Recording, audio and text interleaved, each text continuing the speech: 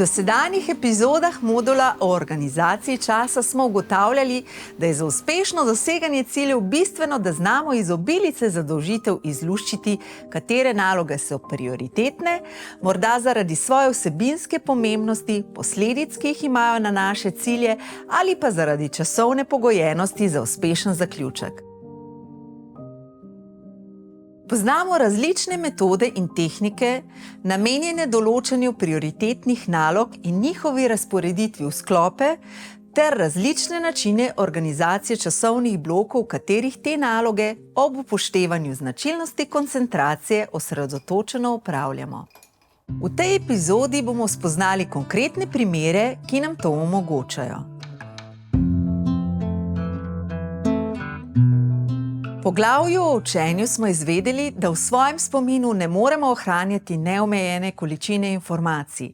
Zato je za začetek zelo priporočljivo, da uporabljamo pripomoček, ki nam ustreza, kamor vse obveznosti zapišemo. To je lahko zvezek, koledarček, aplikacija na telefonu, tablici ali podobno. Z napisanim seznamom vseh opravil bo tudi analiza prioritet ter razporejanje nalog v koledar lažja.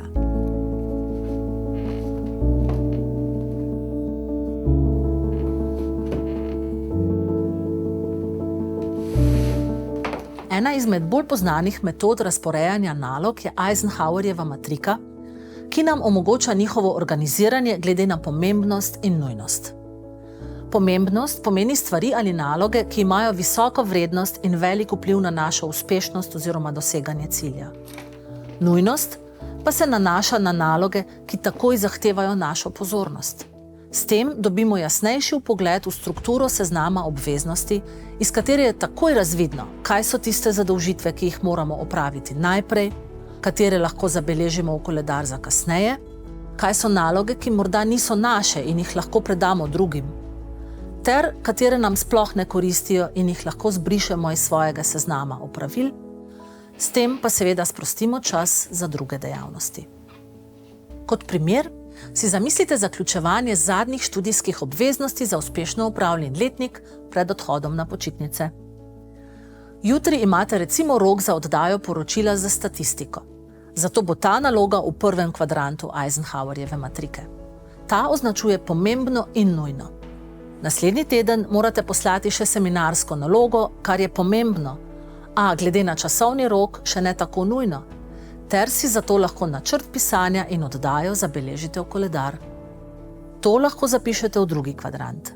Za težko pričakovane počitnice, ki sicer za dosego cilja opravljenega letnika niso ne pomembne, ne nujne, vas čaka rezervacija letalskih kart.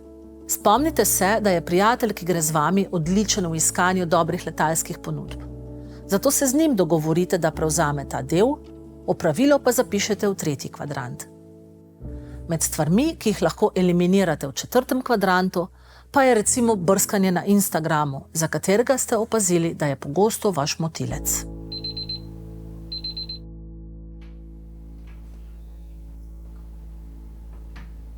Zanimiva je lahko tudi ABCDE metoda, pri kateri gre za podoben princip kategorizacije nalog glede na njihovo pomembnost.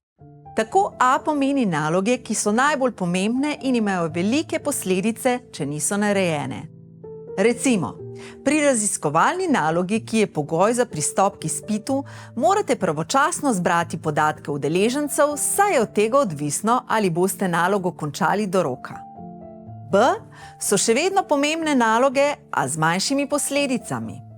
Na primer, skladno s standardi morate urediti literaturo, navedeno v nalogi, a to predstavlja manjši del skupne ocene naloge, kot pa recimo analiza podatkov, kateri morate posvetiti veliko pozornosti za pravilno izvedbo. C predstavlja naloge, za katere bi bilo dobro, če so narejene, a načeloma nimajo posledic in bolj verjetno predstavljajo prijetnejše zadolžitve. Primer je lahko povabilo k pisanju poljudno-znanstvenega članka o vaši nalogi za študentsko revijo, v kateri boste svoje delo kreativno predstavili, a pri tem nimate posebnega časovnega roka. Takšen članek pa tudi ni pogoj za uspešno opravljanje študijske obveznosti. Skladno z Eisenhowerjevo matriko tudi pri ABCDE metodi pod D razmislimo o nalogah, ki jih lahko naredi kdo drug. E pa lahko eliminiramo iz našega seznama.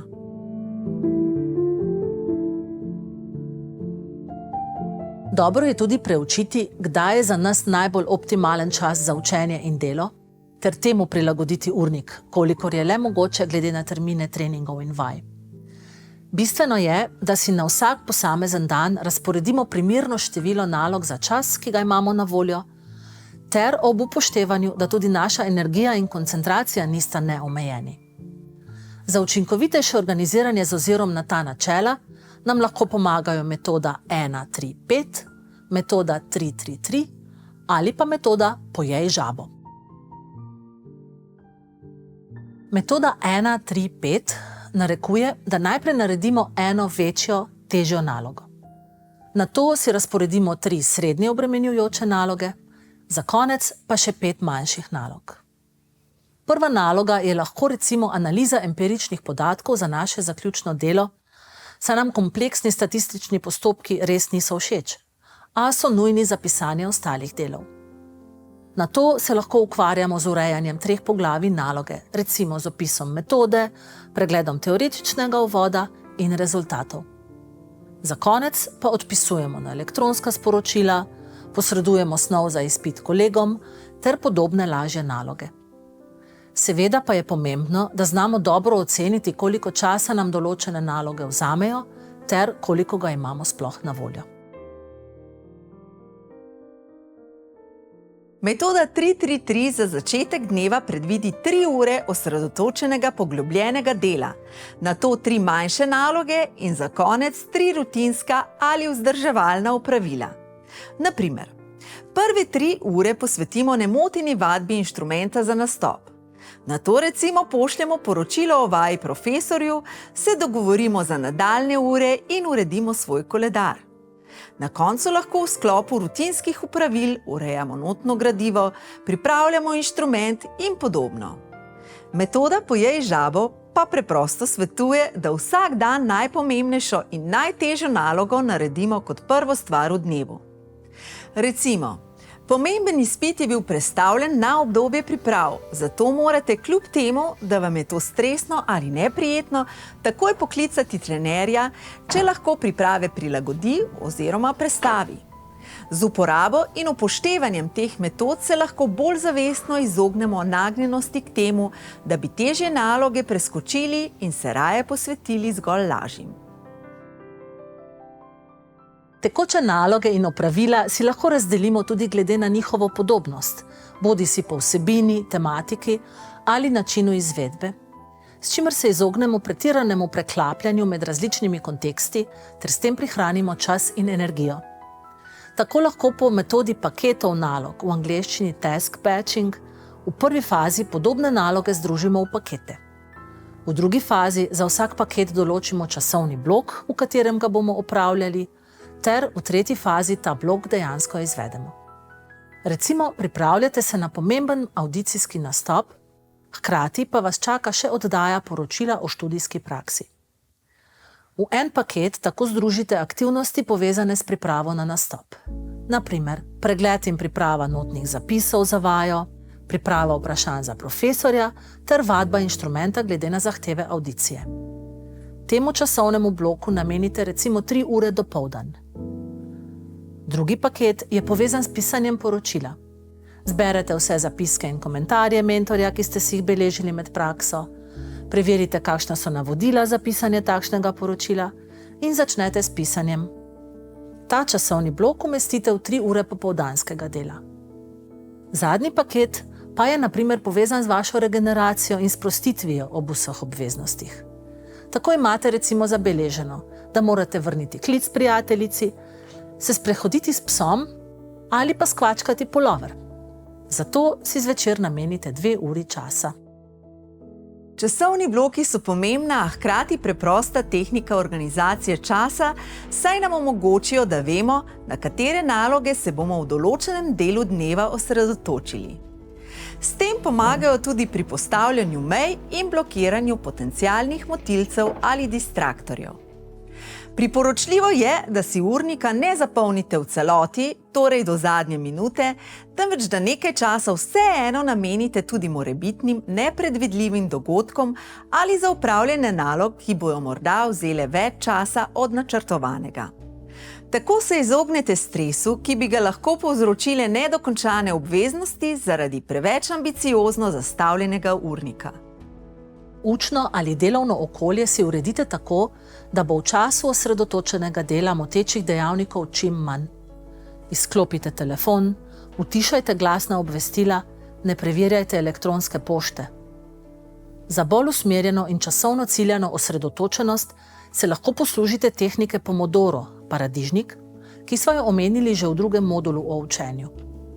Tehnika vsebuje niz časovnih intervalov, navadno dolgih od 25 do 30 minut, v katerih produktivno opravljamo naloge, zatem pa sledi 5 do 10 minut odmora. Ta cikel ponovimo 3 do 4 krat, odvisno tudi od dolžine intervalov in vrste nalog. Potem pa naj bo odmor nekoliko daljši in aktiven, od 20 do 30 minut. Večina opisanih tehnik je prilagodljivih. Časovne bloke in časovne intervale si lahko glede na lastne preference skrajšate ali podaljšate. Vsekakor pa je pri vseh pomembno, da v obdobju skoncentriranega dela sledijo krajši odmori in daljše aktivne pavze, v katerih se lahko spočijemo, okrepčamo ter pripravimo na nadaljne aktivnosti. Dobro je, da si svoj koledar obveznosti zapišemo vnaprej, recimo v nedeljo zvečer za prihajajoči teden, ter ga nato urejamo sproti. Vsak konec dneva lahko preverimo, kakšna je bila naša realizacija opravil, ter po potrebi prilagodimo ali ponovno načrtujemo naslednji dan.